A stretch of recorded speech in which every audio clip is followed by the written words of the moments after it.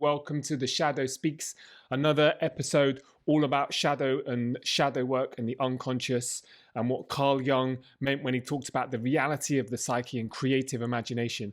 And why am I doing this? Why are we doing this? Because the shadow is little understood. And because the shadow is little understood, we have a world of pain, literally. So we are here to do the work of uncovering what the shadow is and what it means and how we can actually work with our wholeness, our completeness. We're going inwards to move forwards. So here we go. Let's crack on. Let's get straight into it. I'm Nicholas Malin. I'm a devotee of the shadow. That is enough about me. Let's crack on. Today we are talking about limiting beliefs. We all know limiting beliefs. We all know what those two words mean when you put them together.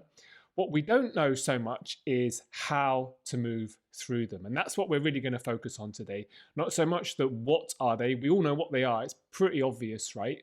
I can't do that. I'm never going to be able to do that. They're better than me. Anything that is laden with negativity or limitation. And let's not forget, first and foremost, that language is by definition a limitation.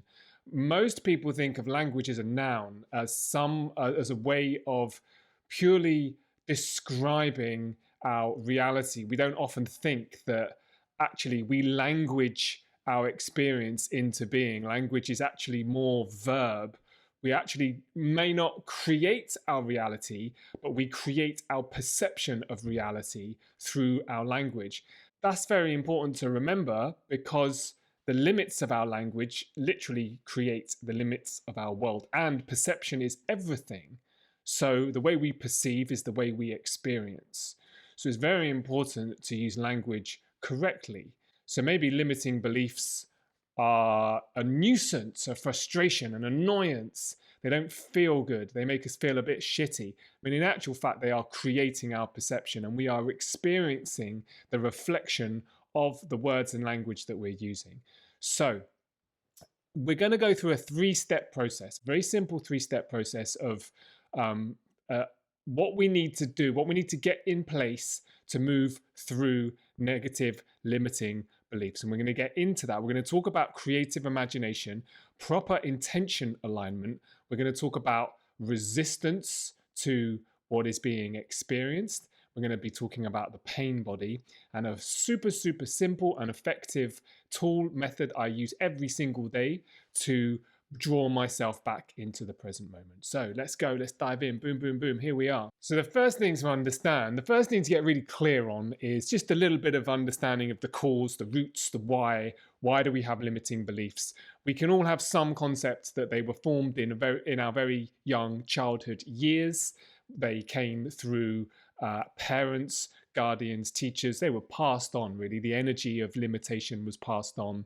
What our parents believed was possible and believed was not possible was passed on through their language. So their perceptual limitations have been passed on. We don't really need to get too much into the weeds here about the cause and the roots. We could do that all day, but I don't think that's going to really help us. What will really help us is the how. How do we actually bring it to conscious awareness and move through it? Well, the first thing is proper intention alignment. This is a practice I do every single morning, every single day, without fail. I get myself into alignment. Now, I would argue, and this might be quite controversial, that most people, most of the time, misuse the concept and the idea of intention. When we think of intention, we think of maybe to-do lists, goals, things that we want to achieve, habits that we want to incorporate, right? That makes sense. I intend to get that thing done. I intend to go to that place. I intend to start that project, right? That's what we think of it as intention. Now, I'm going to make an argument that doesn't really work. It can work, but there's a much more effective way of using intention, and I call it intention alignment. Now, to understand intention alignment, we need to understand one simple premise, and that is that we exist as a present moment being, right? We're right here, we're right now. There are other versions of ourselves. This can get a little bit metaphysical. Let's try and keep this super simple. right? There are different parts of ourself in our psyche, in our subconscious, in our shadow, the inner child, the inner teenager. There's also the inner elder, the inner adult. There's also other versions of us that behave differently. There's other versions of us who hold themselves differently. Now, when working with intention alignment, you're aligning yourself using imagination, creative imagination, which means you're actively participating in imagination. This is the reality of the psycho. This is the reality of the psyche, which is fundamental to shadow work, to treat the unconscious as real and autonomous and something to engage with in a creative process. So we first of all align with who we want to be. This is very important. It's not what we want to do, it's who we want to be. Our intention is to align with the person who is just going to go and get that stuff done, who's just going to start that project, write that book, go and be really confident, build new habits. It's the person, it's the persona that you want to intend through alignment to get yourself into alignment with, that will then make the things that you want possible. Hopefully that makes sense, right? So we do this through creative imagination. I do this every morning through creative imagination. It doesn't take long. It takes me like 10 minutes. It's part of my meditation practice, so it's not taking up a lot of time. I am sitting in meditation, breathing, doing some breath work, doing some qigong and energy work, which fundamentally just means I'm moving awareness through the body, and I'm visualizing what I call him my alter ego. He's Big Money Malin, right? He's bold, he's audacious, he's confident, doesn't give a fuck what people think. And that's intentional also, because I've been such a massive people pleaser in my past. So I want to move into that. So I visualize him. I visualize what he looks like. How does he hold himself? How does he think? I visualize what he says, how he uses words, how he interacts with people, how he holds himself, how he goes about his day to day, how he is when he's on his own, how he is when he's with family, how he is in social groups. I visualize him and I hold him in like my active imagination. Very important. Like he's there, I'm seeing him, I'm feeling him, and I'm using my solar plexus. I don't talk a lot about the chakras, but the solar plexus is the solar plexus. The solar plexus is the chakra of intention. So I visualize a strong cord connecting me with that visualization. Great, you might think. Amazing, right? So that's like my main practice. And that in itself is powerful enough, because then you're going to start acting and behaving and thinking and doing as if you're already him. And then those two realities, the present moment perception and what you want to perceive, move closer and closer together. Simple. What could be simpler than that? Well, you're going to get one roadblock. You're going to get one main roadblock in this process, which of course is limiting beliefs. You're going to come up against them. I come up against them often. I wouldn't say daily, but there are times when I compare myself. There's times when I feel tired and run down and start to doubt. I feel unworthy. Like these thought impressions, these old stories, they arise. They come up at times, and that's okay. The trick here, the trick to reality here, is noticing what is coming up in relation to who you want to be. When there's a discordance, a disharmony between the two, right, then there's a resistance to what is.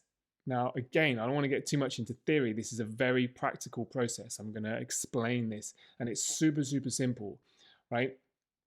We might be feeling a certain way. I mentioned we might be feeling tired, might be feeling a little bit run down, might be feeling just a different energy.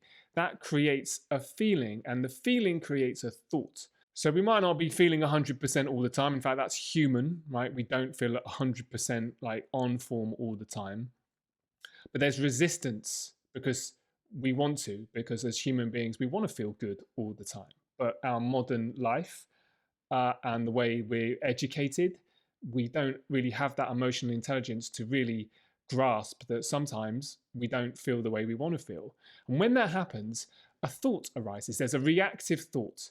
The reactive thought is something like, I shouldn't be feeling this, or I don't want to be feeling this. And that's where we come up against pressure. That's the friction. That's the ignition point.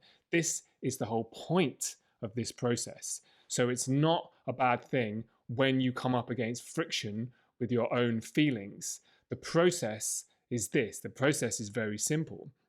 Is when you realize you're feeling something, anything, maybe you don't want to be feeling it. Maybe you feel like you should be feeling something else. But ultimately, you're feeling something and there's some resistance. The process is simple. The process is this. You write down, or better still, you write down and you say out loud. Well, this is what I do. I write down, I say out loud, I am feeling ... And I'm okay with that because that is what is here.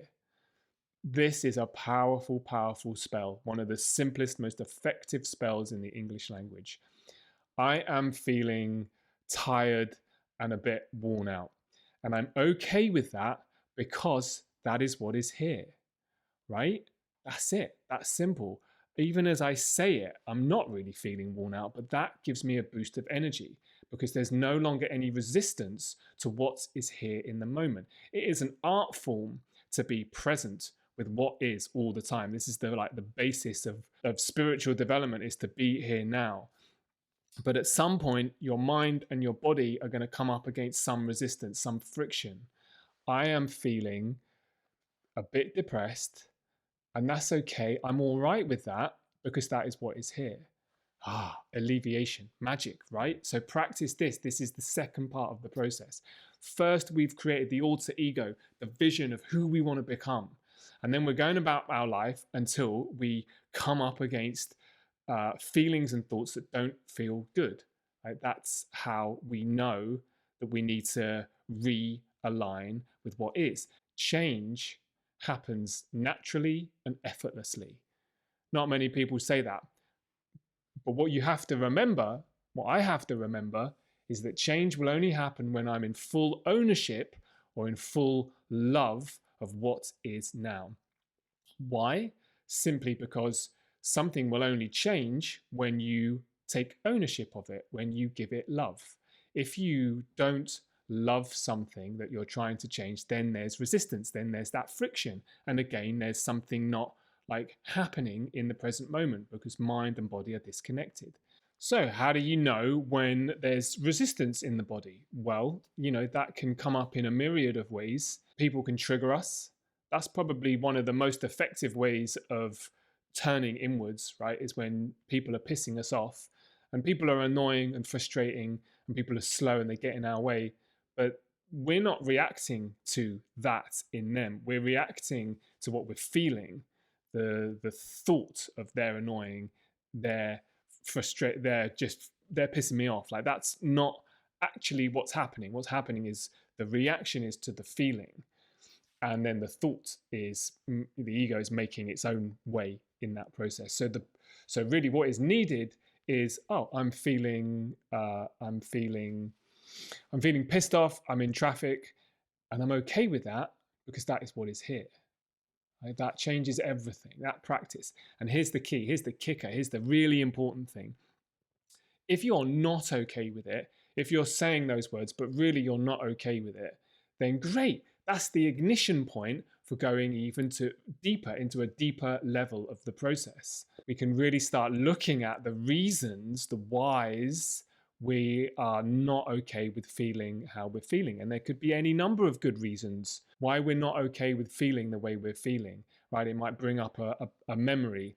It might bring up something from the past, something unintegrated, something that hasn't been addressed, maybe from a long time ago, maybe from a week ago. But that's the ignition point. No, actually, I'm not okay. I'm not okay with feeling pissed off right now. Maybe you feel wronged. There's blame. Maybe there's some shame. There's some guilt. There's something that needs looking at. And this is where it really opens up into a world of shadow work, which we're not really going to do on this. We're really looking at this process, this 3-step process of creating your visualization of who you want to be. That's your intention alignment. I do that every day. Doesn't take long. Visualize him and then start to act, behave, think, and feel. and move into that visualization, creative imagination. And then you're going to come up against some resistance and friction between the two worlds, the one that you are inhabiting and the one that you want to inhabit. And when reality is colliding with the present moment, when you want to be here, then I am feeling ... and I'm okay with that because that's what's here. That's step 2. And step 3 is, well, if I'm not okay with it, if I'm not okay with feeling this, that's an ignition point to go deeper. That's when I just start to write it out, write shit out. I'm feeling like this because, and you can go to a deeper level each time. Each time you write out because that person pissed me off because they were arrogant, right? And then you go to a deeper layer, right? So what is arrogance? Like, what does that bring up in you? Where was arrogance in your past? Who was arrogant in your past?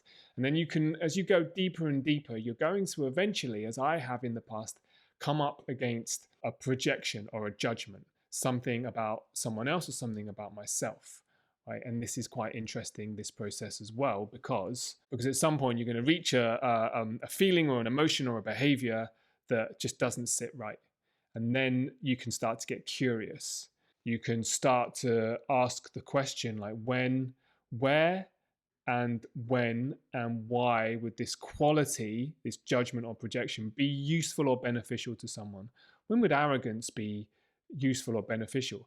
Well, certainly if you've had a history of being manipulated and being a people pleaser for years and years and years, and you're trying to develop confidence, then the pendulum might swing the other way. So you can see how for every shadow aspect, there's a light and there's a dark. There's a good reason for certain things, or at least there could be a good reason. That's what you're looking for. You're looking for the could be. And when you can access that could be, then you can start to bring more acceptance to it, more acknowledgement, more kindness, more compassion, more love.